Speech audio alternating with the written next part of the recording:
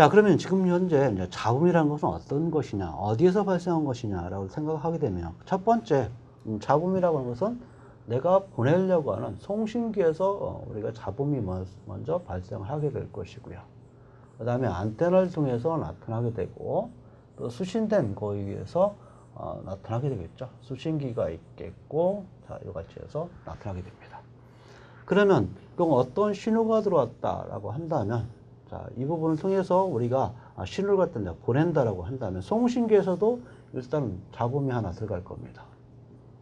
또 여기를 또 통해서도 또 잡음이 또 하나 존재하게 될 것이고요.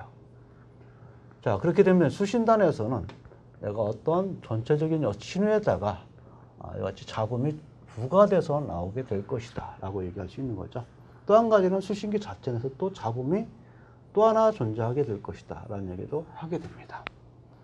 자, 그래서 우리는 이제 이거 갖다 생각할 때 송신기에서는 이상적으로 이제 잡음이 없다 가정하고, 수신기에서 잡음이 없다 가정한다면 채널에서만 발생되고는 잡음으로도 생각할 수가 있는 거죠.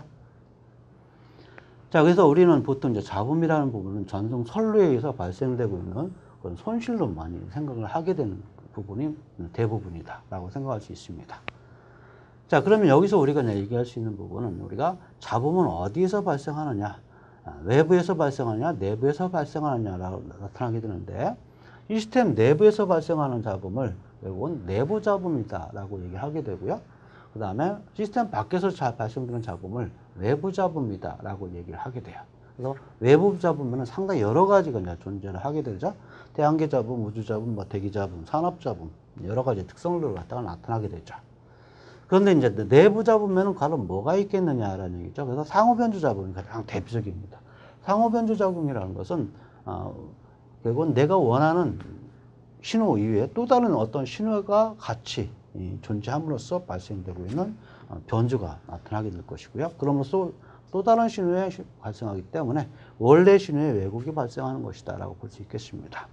산탄잡음, 그 다음 프리커잡음, 양자잡음 등이 이제 포함되어 있는데, 여기서 산탄잡음하고 프리커잡음 같은 경우는 반도체 회로에서 발생되고 있는 내부 잡음이다 라고 얘기하고 있어요. 그래서 진공관 회로 같은 경우는 상당히 심각한 그런 잡음을 갖다 발생하고 있죠. 그래서 이런 잡음을 갖다 줄이기 위해서 결국은 모스펫을 갖다가 이용해서 우리가 많이 활용을 하게 된다. 모스펫의 특성은 잡음이 강하다라는 얘기를 할 수 있습니다. 그 다음에 대개 일반적인 잡음은 산탄잡음과 플리커 잡음과 같은 그런 열잡음을 일부 취급할 수 있는 그런 부분들이죠. 그래서 우리가 여기서 적용하게 되는 잡음은 여기는 열잡음이 있는 대표적이다라고 생각할 수 있습니다. 그 다음에 양자잡음은 무선통신 시스템에서는 발생하지 않고요. 광통신에서만 우리가 쓰는 중요한 잡음입니다. 그래서 열잡음은 무선통신에서는 상당히 중요한 잡음 중에 하나다라고 얘기를 하게 되고요. 여기서 이제 다루는 잡음은 보통 열잡음을 통해서 우리가 SMB를 갖다가 나중에 따져준다. 신호전력 대 잡음전력을 갖다가 따져준다라고 생각을 하면 되는 거고요. 그래서 자체 내에서 발생되고 있는 잡음을 갖다가 고려를 할 것이다 라는 말씀을 드립니다. 일단은 여러분들 앞에서 양자잡음은 광통신에서 상당히 많은 영향을 주고 있다. 그리고 무선통신에서는 우리가 영향을 주지 않고 있는 그런 특성이다 라고 보시면 되죠. 그래서 양자잡음에 대해서 조금 한번 여러분들에게 소개를 하려고 좀 나왔습니다. 양자잡음은 결국은 두 가지로 우리가 분류된다. 하나는 라디오 주파수, 즉 가청 주파수 영역에서의 잡음과 높은 주파수 영역에서의 잡음, 이 두 가지로 우리가 나타나게 된다라고 생각하시면 돼요.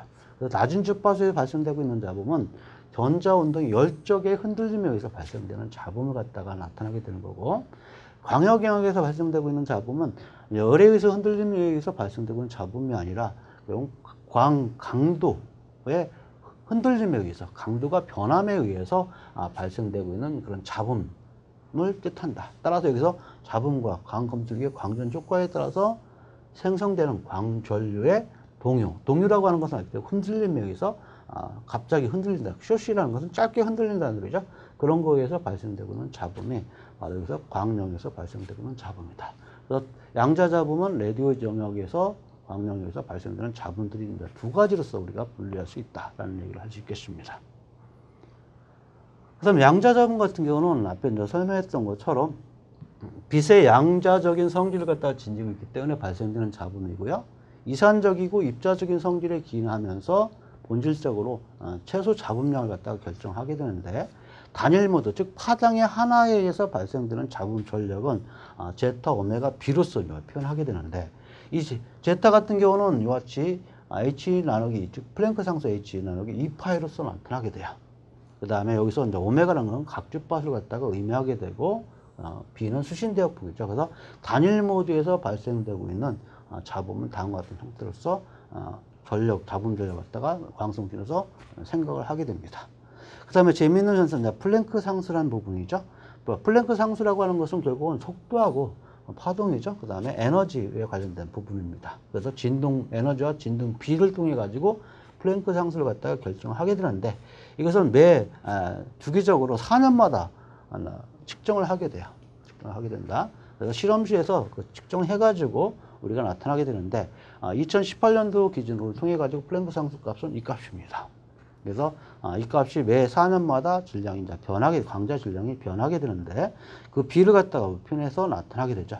그래서 우리가 그 B를 통해서 플랭크 상수 값을 갖다가 얻게 된다라고 생각하시면 됩니다. 즉 잡음 전력과 그 다음에 이파에 관련된 부분을 통해서 플랭크 상수를 갖다가 결정하게 된다라고 보시면 되죠.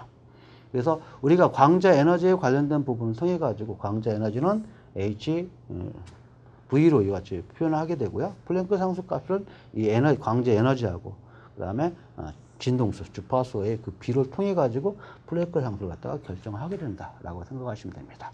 그래서 이것은 매년이 아니라 4년마다 질량을 갖다 측정해서 평균값을 내 가지고 플랭크 상수를 갖다가 결정한다. 그렇기 때문에 이 부분은 매년 4년마다 한 번씩 그 값은 변화가 있다. 자, 그러면 이제 본격적으로 우리가 이제 열 잡음에 대해서 한번 얘기해 보도록 하죠. 우리가 이제 열 잡음이라고 하는 부분은 우리가 어떻게 생각을 하게 되냐면, 결국은 뭐 어떻게 영향을 받냐면 중요한 건 바로 이 부분이죠. 열 전압입니다.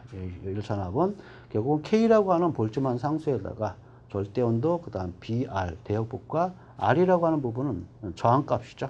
위에서 결국은 잡음 전압이 결정이 된다라고 생각할 수 있습니다.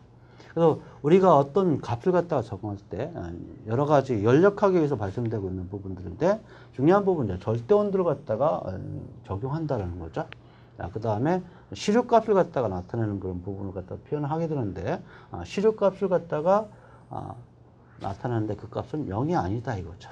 자, 평균값은 0일 수 있지만 시류값은 0이 아니다라는 얘기를 갖다 하게 돼요. 그래서 우리가 평균값을 갖다가 계산하는 것이 아니라 바로 시류값을 통해서 계산을 하게 된다는 걸 얘기할 수 있겠고요. 잡음하는 열잡음이나 존슨잡음이라고 하는 백색 잡음을 갖다가 얘기하게 돼요. 이 백색 잡음이라고 하는 부분은 실제적으로 모든 주파수 0에서 일정하다라고 얘기하게 되는데, 자, 이 부분은 실제적으로 이상적인 잡음이다라고 생각하시면 돼요. 하지만 열잡음은 이 백색 잡음에 거의 동일한 유사한 특성을 갖다가 가지고 있기 때문에 백색 잡음하면 열잡음이라는 것 갖다가 생각을 할 수가 있습니다. 왜 백색 잡음이라고 했느냐라고 한다면, 여러분들 겨울에 폭설이 내렸다 그러면 온 세상에 모두 다 평탄해 보이죠. 하얘 보이죠. 그렇기 때문에 이 같은 특성을 갖다가 가지고 있기 때문에 그 특성을 갖다가 우리는 백색 잡음이다 라고 얘기하게 돼요. 이 특성은 결국은 어떻게 주파수 영역에서 평탄하다라고 생각하시면 돼요. 그래서 모든 주파수 영역에서는 일정한 잡음을 갖다가 가지고 있다라고 하기 때문에 이걸 갖다가 백색 잡음이라고 하는 겁니다.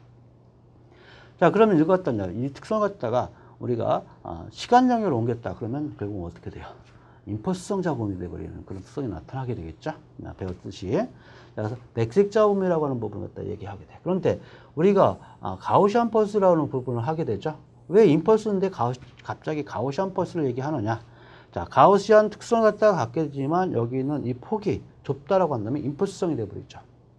그죠? 그렇기 때문에 임펄스라고 해서 무조건 막 무한대다 이런 생각을 가지지 마시고, 결국 어떠한 유한한 폭을 가지면서 크기는 상당히 큰 값이다라고 생각하시면 되죠. 그게 바로 여기서 있는 가우시안 펄스다. 그 특성을 갖다가 갖는다. 하지만 이거 폭이 좁아지면은 임펄스성 특성을 갖는다. 그렇기 때문에 극한을 갖춰 쓰이게 되면 주파수에서 평탄하게 보인다. 이렇게 생각하시면 그래서 평탄하다는 그런 느낌이 드는구나 라는 것을 확인할 수가 있는 거예요. 자, 그런 개념을 가지고 여러분들 좀 생각을 좀 해달라라는 말씀 드리겠습니다.